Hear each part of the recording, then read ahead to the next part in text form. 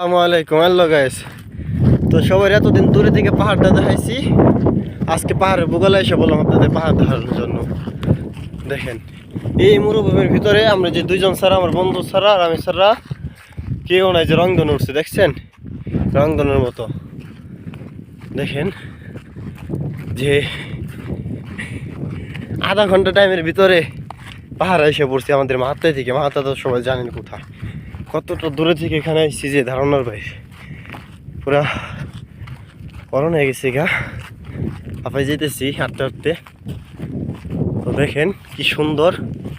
তো ইনশাল্লাহ বুগাল যে উপরে উঠে আরও দেখাবো, আর যদি বুগাল যাইতে পারি ইনশাল্লাহ তাহলে আরও দেখাবো, আর যদি না যেতে পারি তাহলে তার কিছু করার নাই। তো দেখেন বন্ধু, তোমার অনুভূতিটা কি এখন কিছু বলবা বন্ধু? বন্ধু কইতাছি সিধাই চলো, বাদ মে বলেগা নারা তাকদীর। এই যে দেখেন, দেখেন এই যে পাহাড় থেকে এই যে নামতাছি, দেখছেন যে আমার মনে হইতেছে কি জানেন, আমি যত সামনে যেতেছি আমার এতটা মনে হইতেছে যে পাহাড়টা পাইছিতে আছে, কিন্তু অত জয় তা না, পাহাড়টা পাইছিতে আছে না।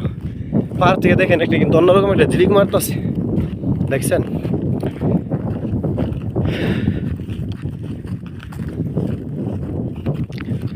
দেখেন কি অবস্থা, আল্লাহ তাআলার কি নিয়ামত, আল্লাহ তাআলার কি কুদরত, মানে দেখলে একটা শান্তি লাগে। যেগুলো ভাবার বাইরে, যে কি উঁচা উঁচা পাহাড় দেখছেন কিভাবে রয়েছে, যে কি ভাবতে পারে, ভাবাটা কিন্তু অসম্ভব। দেখেন কয়েকশো কিলোমিটার কিচ্ছু নয়, বাস মরুভূমি আর মরুভূমি। বাস ঘুরতেই ছিলাম, পরে বললাম বন্ধুরে যাই দেখি টাইটে আসি। তো আটটা এসে এবার হাট হয়ে গেছে। আমার বন্ধু খালি এদিক ওদিক তাকায় আটতাছে, অনেক ডরাইতেছে। আমি মাথাটা জুম করলে তো আমার মোবাইল, নর্মাল মোবাইল দেখাতে পারতাম না, কিন্তু আমরা দেখতেছি মাথাটাকে একবার ছোট দেখা যাইতেছে।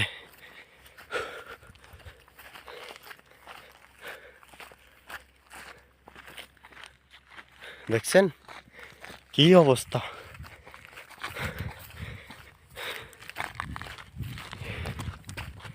এরকম জায়গায় যদি বাংলাদেশে পোলাপানরা পাইতো তাহলে রাতের মনে এখানে বসে থাকতো, এখানে তাদের জীবন কাটাই দিত। দেখছেন একদম কাছে এসে পড়ছি গাইস। এখান থেকে কিন্তু উট চড়ায়, আপনার উটের খানা খোনা, কিন্তু যেগুলো উটের খানা এগুলো উঠে খাইতে আসে, মানুষ নিয়ে আসে 10-15-20টা করে উঠলে আসে।